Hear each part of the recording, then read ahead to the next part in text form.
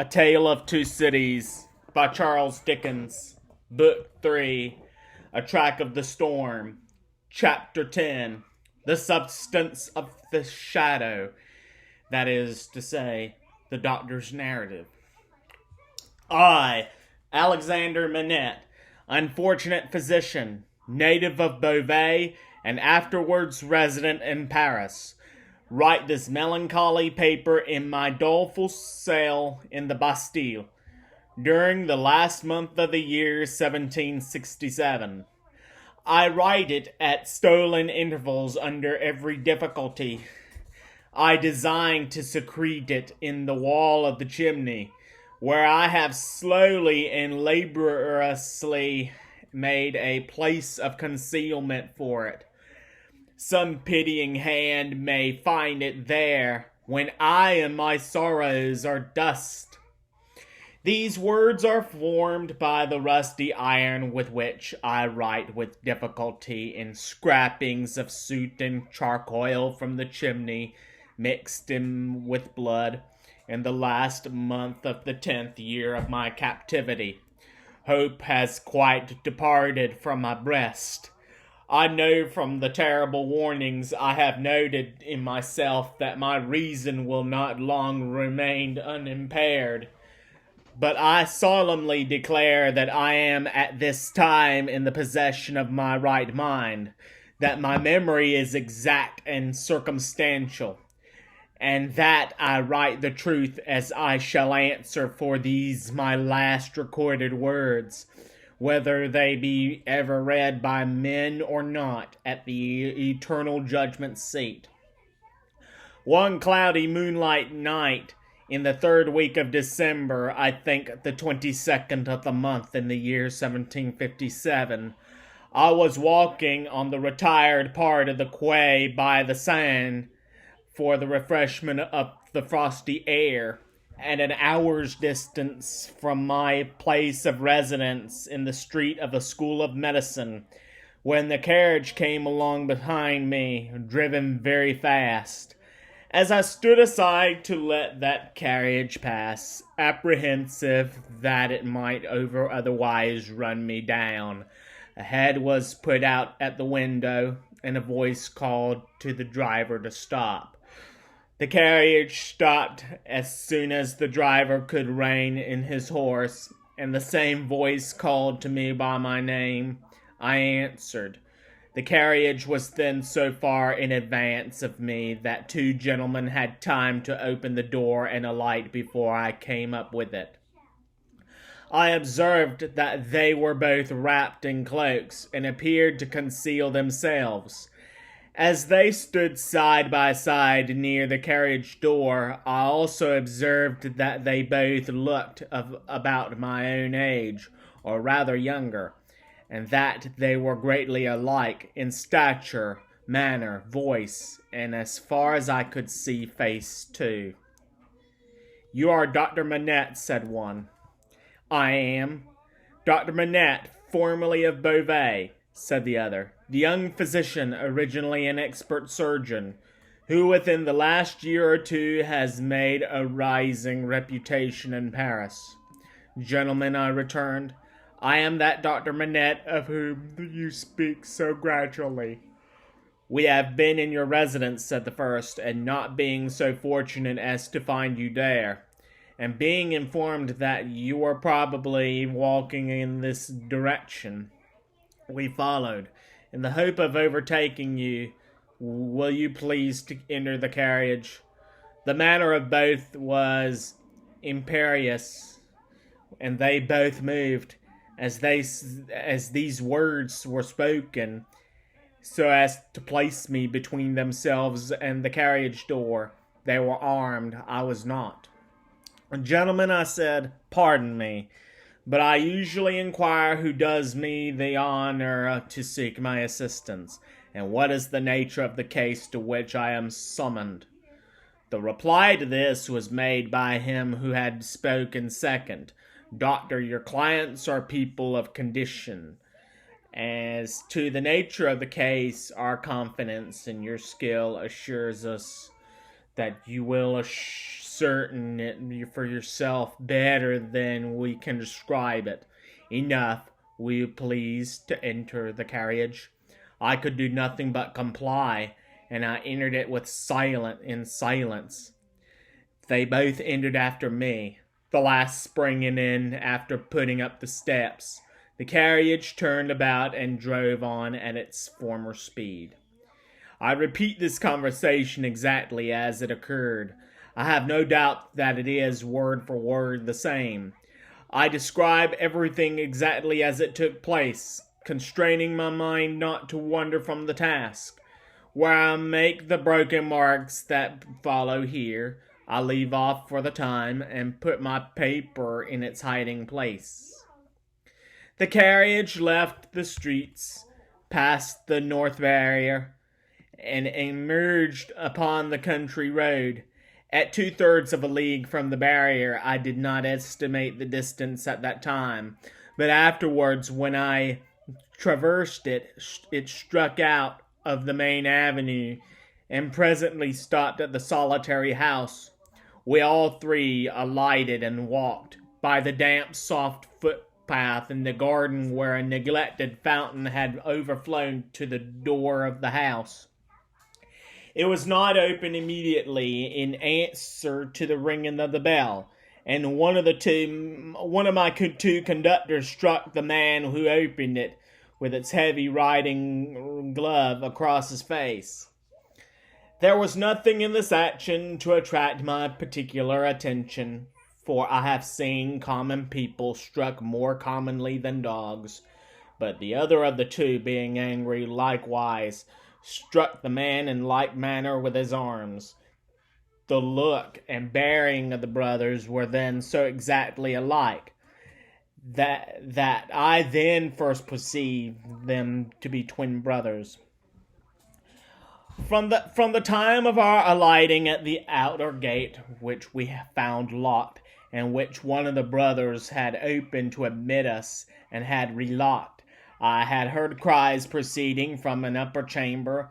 I was conducted to this chamber straight, the cries growing louder as we ascended the stairs, and I found the patient in a high fever of the brain, lying on the bed. The patient was a woman of great beauty and young, assuredly not much past 20. Her hair was torn and ragged, and her arms were bound to her sides with sashes and handkerchiefs. I noticed that these bonds were all portions of a gentleman's dress. On one of them, which was a fringed scarf for the dress of ceremony, I saw the armorial bearings of a noble and the letter E.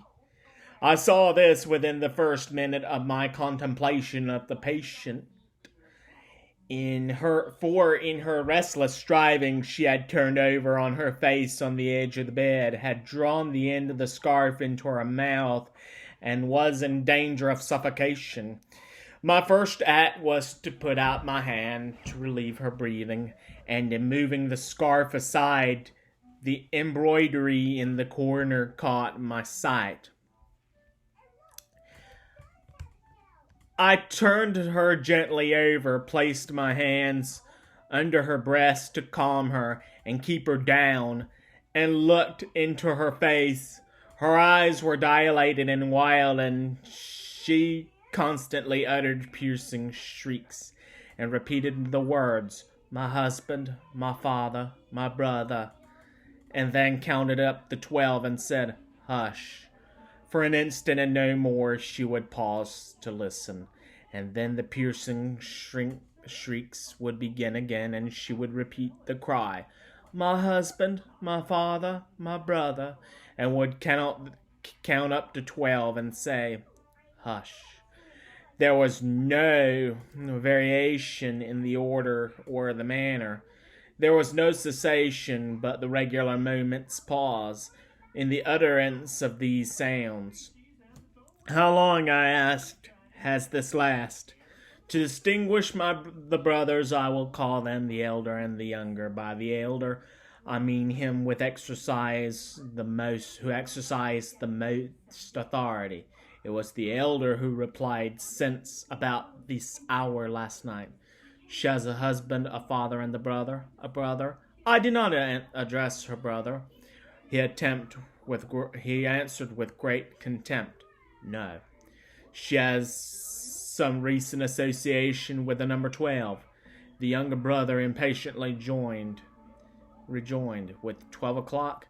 See, gentlemen," I said, still keeping my hands upon her breast, "how useless I am as you have brought me. If I had known what I was coming to see, I could have come provided.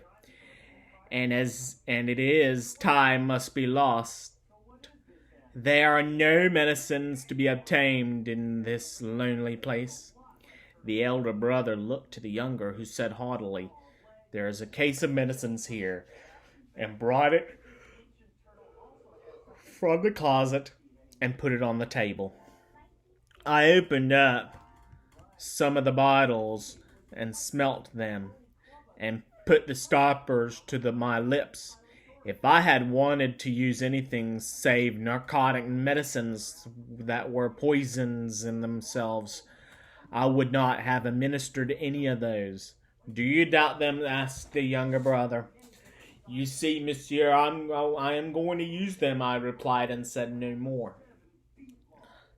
I made the patient swallow with great difficulty, and after many efforts, the dose that I desired to give. And as I intended to repeat it after a while, and as it was necessary to watch its influence, I then sat down by the side of the bed.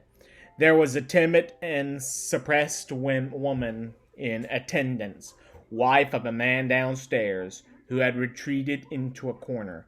The house was damp and decayed, indifferently furnished, evidently recently occupied and temporarily used. Some thick old hangings have been nailed up before the windows, to deaden the sound of the shrieks. They continued to be uttered in their regular succession with a cry, "My husband, my father, and my brother," the counting up of 12, and hush. The frenzy was so violent that I had not unfastened the bandages restraining the arms, but I had looked to them to see that they were not painful. The only spark of encouragement in the case was that my hand under the sufferer's breast had this much soothing influence that for minutes at the time it tranquilized the figure. It had no effect upon the cries. No pendulum could be more regular. For the reason that my hand had this effect, I assumed. I had sat by the side of the bed for half an hour with the two brothers looking on before the elder said, "There is another patient." I was startled and asked, "Is it a pressing case?" "You had better see," he carelessly answered, and took up a light. The other patient lay in the back room across a second staircase, which was a species of loft over a stable. There was a low plastered ceiling to a part of it. The rest was open to the ridge of the tiled roof, and there were beams across. Hay and straw were stored in that portion of the place. Fagots for firing, and the heap of apples in the sand. I had to pass through that part to get at the other. My memory is circumstantial and unshaken. I tried it with these details, and I see them all in this my cell in the Bastille, near the close of the 10th year of my captivity, as I saw them all that night. On some hay on the ground, with the cushion thrown under his head, lay a handsome peasant boy, a boy of not more than 17 at the most. He lay on his back with his teeth set, his right hand clutched on his breast, and his glaring eyes looking straight upward. and could not see where his wound was, and as I kneeled on one knee over him, but I could see that he was dying of a wound from a sharp point. I am a doctor, my poor fellow, I said. Let me examine it. I do not want to examine it, he answered. Let it be. It was under his hand, and I soothed him to let me move his hand away. The wound was a sword thrust, received from 20 to 24 hours before, but no skill could have saved him if it had been looked to without decay. He was then dying fast. As I turned my eyes to the elder brother, I saw him looking down at this handsome boy whose life was ebbing out, as if he were a wounded bird or a hare or a rabbit, not at all if he were a fellow creature. How has this been done, monsieur? Said I. A crazed young common dog, a serf, forced my brother to draw upon him, and has fallen by my brother's sword like a gentleman. There was no touch of pity, sorrow, or kindred humanity in this answer. The speaker seemed to acknowledge that it was inconvenient to have that different order of creature dying there, and that it would have been better if he had died in the usual obscure routine of his vermin kind. He was quite incapable of any compassionate feeling about the boy or about his fate. The boy's eyes had slowly moved to him as he had spoken, and they now slowly moved to me. Doctor, they are very proud, these nobles, but we common dogs are proud too sometimes. They plunder us, outrage us, beat us, kill us, but we have a little pride left sometimes. Have you seen her, doctor? The shrieks and the cries were audible there, though subdued by the distance. He referred to them as if she were lying in our presence. I said, I have seen her. She is my sister, doctor. They have had their shameful rights, these nobles, in the modesty and virtue of our sisters many years, but we have had good girls among us, I know it, and have heard my father say so.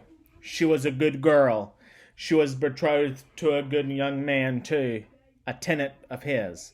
We were all tenants of his. That man who stands there, the other is his brother, the worst of the bad race.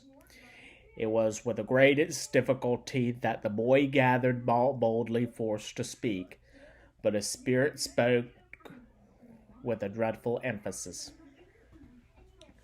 We were so robbed by that man who stands there, as all we common dogs are by those superior beings, taxed by him without mercy, obliged to work for him without pay, obliged to grind our corn at his mill, obliged to feed scores of his tame birds on our wretched crops, and forbidden for our lives to keep a single tame bird of our own, pillaged and plundered to that degree that when we chanced to have a bit of meat, we ate it in fear, with the door barred and the shutters closed, that his people should not see it and take it from us. I say, we were so robbed and hunted and were made so poor that our father told us it was a dreadful thing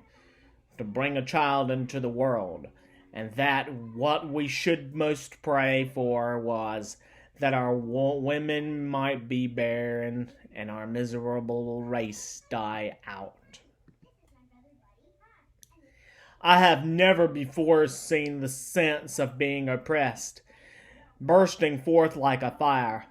I had supposed that it must be latent in the people somewhere, but I had never seen it break out until I saw it in the dying boy.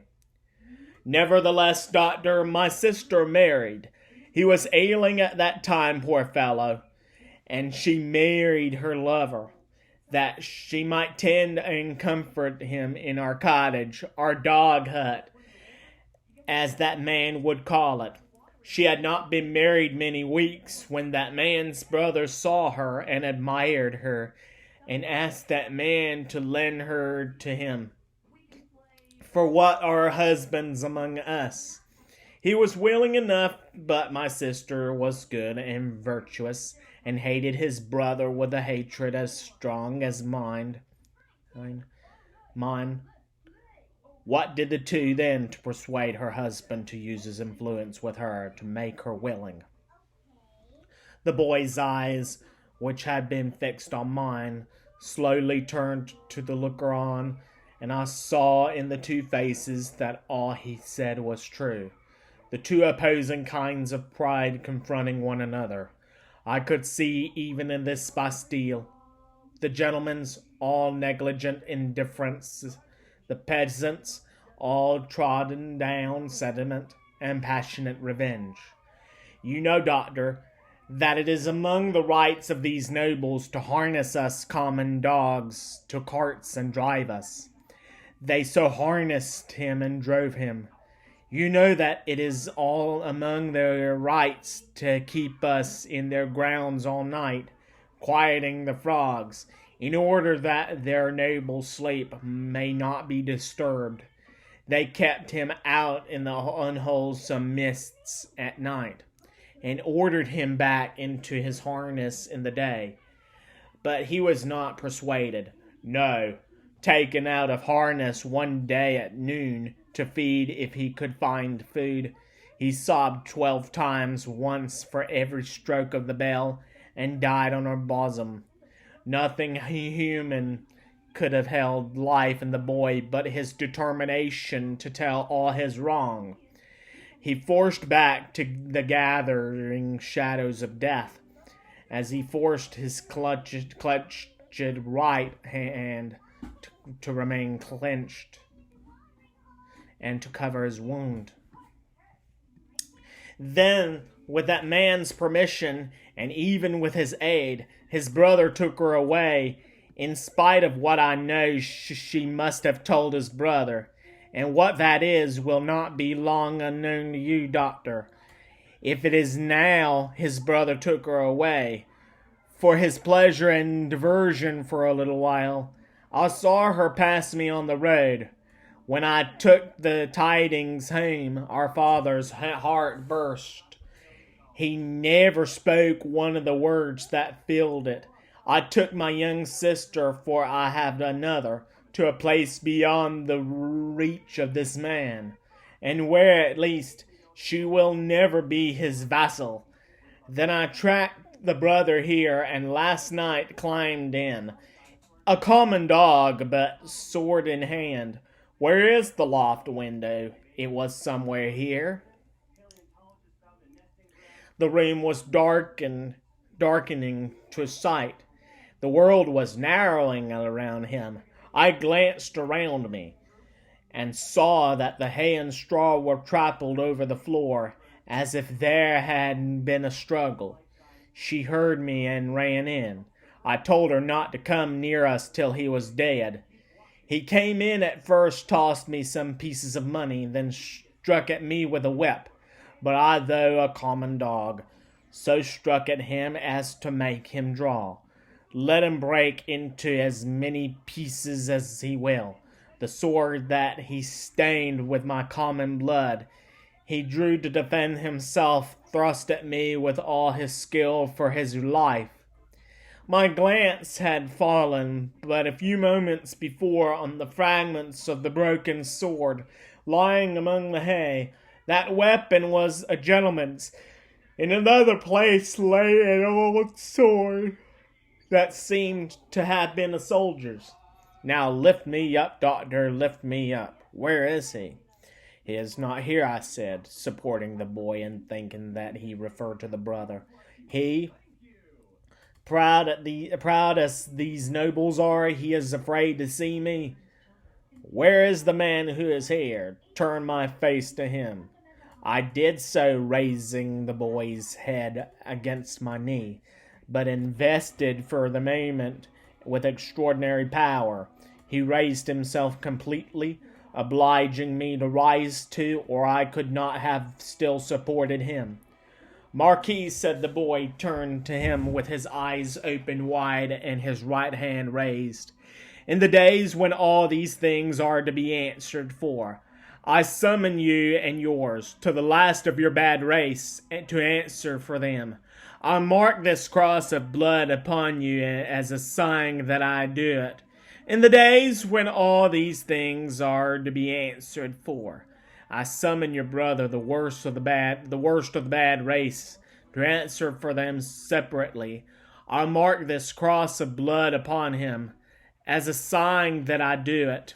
Twice he put his hand to the wound in his breast, and with his forefinger drew a cross in the air.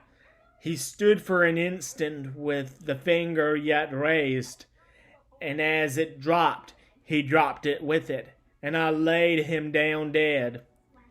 When I returned to the bedside of the young woman, I found her raving in precisely the same order of continuity. I knew that this might last for many hours, and that it would probably end in the silence of the grave. I repeated the medicines I had given her, and I sat at the side of the bed until the night was far advanced.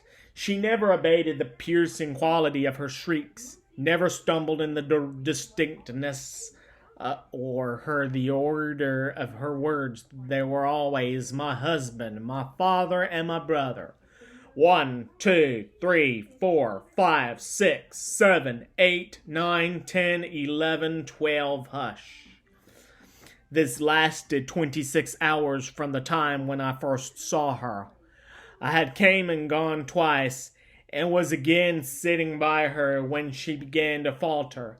I did what little could be done to assist that opportunity, and by she sank into a lethargy and lay like the dead. It was as if the wind and rain had lulled at last. After a long and fearful storm, I released her arms and called the woman to assist me to compose her figure and the dress she had to. It was then that I knew her condition to be that of one in whom the first expectations of being a mother have arisen. And it was then that I lost the little hope I had had of her. Is she dead? Asked the Marquis, whom I will still describe as the elder brother, coming booted into the room from his horse. Not dead, I said, but like to die. What strength there is in these common bodies, he said, looking down at her with some curiosity. There is prodigious strength, I answered him, in sorrow and despair. He first laughed at my words, and then frowned at them. He moved a chair with his foot near to mine, ordered the woman away, and she, in the subdued voice, Doctor, finding my brother in this difficulty with these hinds, I recommended that your aid should be invited. Your reputation is high, and as a young man with your fortune to make, you are probably mindful of your interest. The things that you see here are things to be seen, and not spoken of. I listened to the patient's breathing and avoided answering. Do you honor me with your attention, doctor? Monsieur, I said, in my profession the communications of patients are always received in confidence. I was guarded in my answer, for I was troubled in my mind with what I had heard and seen. Her breathing was so difficult to trace that I carefully tried to pulse and the heart. There was life and no more. Looking round as I resumed my seat, I found both the brothers intent upon me. I write it with much difficulty, The cold is so severe. I am so fearful of being detected and consigned to an underground cell in total darkness that I must abridge this narrative. There is no confusion or failure in my memory if it can recall and could detail every word that was ever spoken between me and those brothers. She lingered for a week. Towards the last, I could understand some few syllables that she said to me by placing my ear close to her lips. She asked me where she was, and I told her who I was, and I told her. It was in vain that I asked her for her family name. She faintly shook her head upon the pillow and kept her secret as the boy had done. I had no opportunity of asking her any question, until I had told the brothers she was sinking fast, and could not live another day. Until then, though no one was ever presented to her consciousness save the woman and myself, one or other of them had always jealously sat behind the curtain at the head of the bed when I was there. But when it came to that, they seemed careless what communication I might hold with her, as if the thought passed through my mind I were dying too. I always observed that their pride bitterly resented the younger brothers, as I call him, having crossed swords with the peasant, and that peasant a boy. The only consideration that appeared to affect the mind of either of them was the consideration that this was highly degrading to a family, and was ridiculous. As often as I caught the younger brother's eyes, their expression reminded me that he disliked me deeply, for knowing what I knew from the boy. He was smoother and more polite to me than the elder, but I saw this. I also saw that I was an encumbrance in the mind of the elder too. My patient died 2 hours before midnight, at the time, by my watch, answering almost to the minute when I had first seen her. I was all alone with her when her forlorn young head drooped gently on one side, and all her earthly wrongs and sorrows ended. The brothers were waiting in the room downstairs, impatient to ride away. I had heard them, alone at the bedside, striking their boots with their riding whips, and loitering up and down. At last, she was dead, said the elder, when I went in. She is dead, I said. I congratulate you, my brother, were his words, as he turned around. He had before offered me money, which I had postponed taking. He now gave me a rouleau of gold. I took it from his hand, but laid it on the table. I had considered the question, and had resolved to accept nothing. Pray excuse me, I said. Under the circumstances, no. They exchanged looks, but bent their heads to me as I bent mine to them, and we parted without another word on either side. I am weary, worn down by misery. I cannot read what I had written with this gaunt hand. Early in the morning, the rouleau of gold was left at my door in the little box with my name on the outside. For the first, I had anxiously considered what I ought to do. I decided that day to write privately to the minister, stating the nature of the 2 cases to which I had been summoned, and the place to which I had gone, in effect stating all the circumstances. I knew what court influence was, and what the immunities of the nobles were, and I expected that the matter would never be heard of, but I wished to relieve my own mind. I had kept the matter a profound secret, even from my wife, and this, too, I resolved to state in my letter. I had no apprehension whatever of my real danger, but I was conscious that there might be danger for others, if others were compressed by possessing the knowledge that I possessed. I much engaged that day, and could not complete my letter that night. I rose long before my time next morning to finish it. It was the last day of the year. The letter was lying before me just completed, when I was told that a lady waited, who wished to see me. I was growing more and more unequal to a task I have set myself. It is so cold, so dark, my senses are so benumbed, and the gloom upon me is so dreadful. The lady was young, engaging, and handsome, but not marked for a long life. She was in great agitation. She presented herself to me as the wife of the Marquis Saint-Nevermond. I connected the title by which the boy had addressed the elder brother with the initial letter embroidered on the scarf, and had no difficulty in arriving at the conclusion that I had seen that nobleman very lately. My memory is still accurate, that I cannot write the words of our conversation.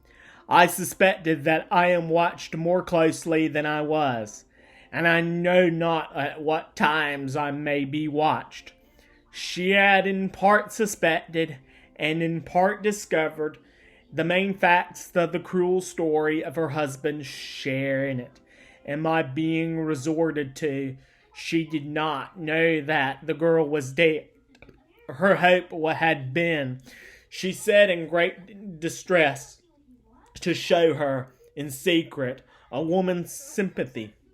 Her hope had been to avert the wrath of heaven from a house that had long been hateful to a suffering many. She had reasons for believing that there was a younger sister living, and her greatest desire was to help that sister. I could tell her nothing but that there was such a sister. Beyond that, I knew nothing. Her inducement to come to me, relying on my confidence, had been the hope that I could tell her the name and place of abode, whereas to this wretched hour I am ignorant of both. These scraps of paper failed me. One was taken from me with a warning yesterday. I must finish my record today. She was a good, compassionate young lady, and not happy in her marriage. How could she be? The brother distrusted and disliked her, and his influence was all opposed to her. She stood in dread of him, and in dread of her husband too. When I handed her down to the door, there was a child, a pretty boy from 2 to 3 years old, in her carriage. "For his sake, doctor," she said, pointing to him in tears, "I would do all I can to make what poor amends I can. He was never prosper in his inheritance otherwise. I have a presentiment that if no other innocent atonement is made for this, it will one day be required of him. What I have left to call my own, it is little beyond the worth of the few jewels. I will make it the first charge of his life to bestow, with the compassion of lamenting of his dead mother, on this injured family, if the sister can be discovered." She kissed the boy and said, caressing him, "It is for thine own dear sake. Thou wilt be faithful, little Charles." The child answered her bravely, Yes, I kissed her hand, and she took him in her arms and went away caressing him. I never saw her more. As she had mentioned her husband's name, in the faith that I knew it, I added no mention of it to my letter. I sealed my letter, and not trusting it out of my own hands, delivered it myself that day. That night, the last night of the year, towards 9 o'clock, a man in the black dress rang at my gate, demanded to see me, and softly followed my servant, Ernest Defarge, a youth, upstairs. When my servant came into the room where I had sat with my wife, oh, my wife, beloved of my heart, my fair young English wife, we saw the man, who was supposed to be at the gate, standing silent behind him. An urgent case in the Rue Saint-Honoir, he said. It would not detain me. He had a coach in waiting. It brought me here. It brought me to my grave. When I was clear of the house, a black muffler was drawn tightly over my mouth from behind, and my arms were pinioned. The two brothers crossed the road from the dark corner and identified me with a single gesture. The Marquis took from his pocket the letter I had written, showed it at me, burnt it in the light of a lantern that was held, and extinguished the ashes with his foot. Not a word was spoken. I was brought here. I was brought to my living grave. If it had pleased God to put it in the hard heart of either of the brothers, in all these frightened years, to grant me any tidings of my dearest wife, so much as to let me know by the word whether alive or dead, I may have thought that he had not quite abandoned them. But now I believe that the mark of the Red Cross is fatal to them, and that they have no part in his mercies, and them and their descendants to the last of their race. I, Alexander Manette, unhappy prisoner, do this last night of the year 1767, in my unbearable agony, denounce to the times when all things shall be answered for. I denounce them from heaven and to earth. A terrible sound arose when the reading of this document was done. A sound of craving and eagerness was nothing articulated in it by blood, but blood. The narrative called up the most revengeful passions of the time, and there was not a head in the nation but must have dropped before it.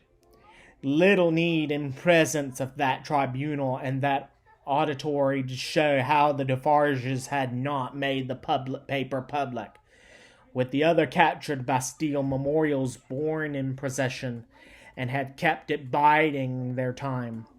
Little need to show that this detested family name had long been anathematized by Saint Antoine, and was wrought into the fatal register. The man never trod ground whose virtues and services would have sustained him in that place that day against such denunciation. And all the worse of the doomed man, that the denouncer was a well-known citizen, his own attached friend, the father of his wife. One of the frenzied aspirations of the populace was for imitations of the questionable public virtues of antiquity, and for sacrifices and self-immolations on the people's altar. Therefore, when the president said, else had his own head quivered on his shoulders, that the good physician of the republic would deserve better still of the Republic by rooting out of an obnoxious family of aristocrats, and would doubtless feel a sacred glow and joy in making his daughter an widow and her child an orphan. There was wild excitement, patriotic fervor, not a touch of human sympathy. Much influence around him has that doctor, murmured Madame Defarge, smiling to the vengeance. Save him now, my doctor, save him. At every juryman's vote, there was a roar, another and another, roar and roar. Unanimously voted. At heart and by descent, an aristocrat, an enemy of the Republic, a notorious oppressor of the people, back to the conciergerie, and death within 24 hours. We're going to stop here. Read the summary and analysis on Book 3, Chapters 6 through 10. Next time when we meet, Chapter 11, Dusk. Thank you so much.